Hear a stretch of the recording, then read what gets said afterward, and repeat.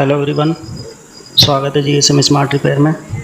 आज जो हमारे पास फ़ोन है वो है जियो 220B और इसमें जो प्रॉब्लम है वो है टेम्परेचर टू हाई वाली जो तापमान बताकर ये मोबाइल बंद हो रहा है और चार्ज भी नहीं हो रहा है, जबकि इसकी चार्जिंग पिन ओके है और मोबाइल चालू करने पर टेम्परेचर टू हाई या फिर तापमान अधिक है, ऐसे तापमान बढ़ता रहा तो फ़ोन बंद हो जाएगा, ऐसा कुछ लिखा के आ रहा है।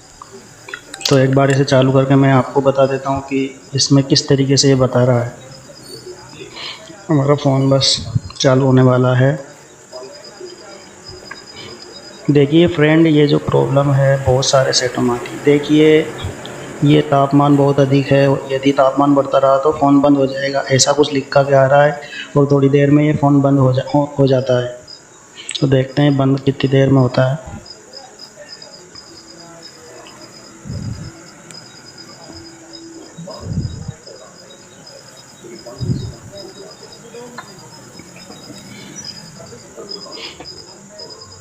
ये देखिए फ्रेंड, ये फ़ोन बंद हो गया।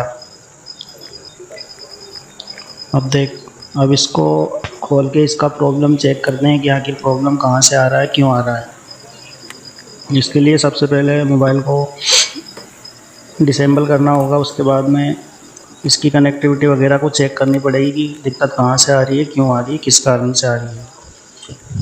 तो सबसे पहले फ़ोन को डिसेंबल कर लेते हैं और मल्टीमीटर के ज़रिए चेक करते हैं कि प्रॉब्लम कहाँ से आ रही है। आप वीडियो को ज़रा सा भी स्किप मत कीजिए, क्योंकि ये जो प्रॉब्लम है मैं स्टेप बाय स्टेप आपको बताऊंगा। और प्लीज़ चैनल को सब्सक्राइब ज़रूर कर लीजिएगा, क्योंकि बहुत सारी नई वीडियो मैं डालता ही रहता हूँ, तो आपको फ़ायदा होगा। और बेल आइकन पर क्लिक कर दीजिए कि जो भी नई वीडियो डले तो सबसे पहले आपके पास आए। तो सबसे पहले फ्रेंड हम इसका चार्जिंग के वोल्टेज चेक कर लेते हैं कि वोल्टेज कहाँ कितना मिल रहा है। सबसे पहले हमें यही काम करना है कि वोल्टेज बैटरी कनेक्टर पर कितना मिल रहा है और चार्जिंग पोर्ट पर कितना मिल रहा है, क्योंकि ये जो प्रॉब्लम है चार्जिंग से रिलेटेड ही है। सबसे पहले वो मल्टीमीटर को वोल्टेज 20 वोल्ट पर सेट कर लें और फिर सबसे पहले चार्जिंग जैक पर देखें कि कितना वोल्टेज आ रहा है। तो चार्जिंग जैक पर चेक कर लेते हैं कि कितना वोल्टेज हमको यहाँ पर इनपुट हो रहा है। 5.10, तो 5 वोल्ट के तकरीबन 5 वोल्ट के करीब हमको चार्जिंग जैक पर मिल रहा है। और हम जो ये कैपेसिटर है चार्जिंग वाला फ्यूज वाला 0 ओम का, इस पर भी चेक कर लेते हैं कितना आ रहा है। और आईसी, हमारी जो आईसी लगी हुई चार्जिंग के लिए, उस पर भी चेक कर लेते हैं। बैटरी कनेक्टर पर हमें बिल्कुल ना के बराबर वोल्टेज मिल रहा है। तो ये तो कंडीशन रही इस चीज़ की कि बैटरी कनेक्टर पर बिल्कुल भी वोल्टेज नहीं मिल रहा और चार्जिंग सॉकेट पर हमें 5 वोल्ट के तकरीबन 5 वोल्ट के करीब वोल्टेज मिल रहे हैं। तो फ्रेंड यहाँ पे देखिए, यहाँ पे 2 रजिस्टर लगे होते हैं BSI लाइन के, वो दोनों ही गायब है। और ये किसी दुकानदार के पास गया हुआ सेट है, जो कि उन्होंने यहाँ पे उन कैपेसिटर को निकाल के जंपर कर रखा है। मैं आपको दिखा देता हूँ कहाँ पर कौन सा जंपर कर रखा है। ये जो यहाँ पर आप जो दोनों खाली पॉइंट दिख रहे हैं, इन दोनों जगह एक कैपेसिटर लगा हुआ होता है। एक 12K का होता है और एक 1K का होता है। दोनों ही गायब है और उनकी जगह जंपर लगा हुआ है। तो फ्रेंड ये जंपर, ये एक वैल्यू के रजिस्टर्ड होते हैं जो लगे होते हैं और इनका कनेक्शन CPU से होता है, जो हमारी BSI लाइन के थ्रू जाता है। और ये जंपर करने से ये काम नहीं बनता। कभी कभी जंपर करने से बन जाता है, बाकी वो सक्सेस नहीं जाता, बाद में भी दिक्कत आ सकती है। तो इन पर जो इनकी वैल्यू है उसी का ही हमें रजिस्टर्ड यहाँ पर अप्लाई करना होगा। जंपर करने से कोई काम नहीं चलता फ्रेंड, ये क्या जुगाड़ है, जुगाड़ से काम नहीं चलता, क्योंकि यहाँ पर एक वैल्यू के रजिस्टर्ड है, एक 12K का और एक 1K का डिस्टेंस यहाँ पर लगेगा, जब भी हमारा ये जो फ़ोन है प्रॉपर्ली वर्क करेगा। अन्यथा ये प्रॉब्लम ही करेगा, कभी चार्जिंग में प्रॉब्लम देगा, कभी क्या बताएगा, कभी क्या बताएगा, कभी बैटरी लगाने पर ऑन नहीं होगा, बहुत सारी प्रॉब्लमें क्रिएट करता है। तो सबसे पहले हमें दूसरे बोर्ड से, किसी और बोर्ड से इसी वैल्यू के 2 रजिस्टर ढूंढने होंगे और उनको यहाँ पे अप्लाई करना होगा। एक जो रजिस्टर्ड है वो 12K का है और दूसरा जो रजिस्टर्ड है वो जो रेजिस्टेंस है वो 1K का है। दोनों रजिस्टर्ड को यहाँ पे अप्लाई करना होगा, जिसके बाद ही हमारा काम हो पाएगा। तो एक बार इस BSI लाइन पे शॉर्ट सर्किट भी चेक कर लेना है, क्या कुछ शॉर्टिंग वगैरह तो यहाँ पर दिखा नहीं रहा है। उसके बाद में यहाँ पर हम दोनों वैल्यू के रेजिस्टेंस लगाएंगे, उसके बाद ही फिर चेक करते हैं कि फ़ोन की कंडीशन क्या बनती है।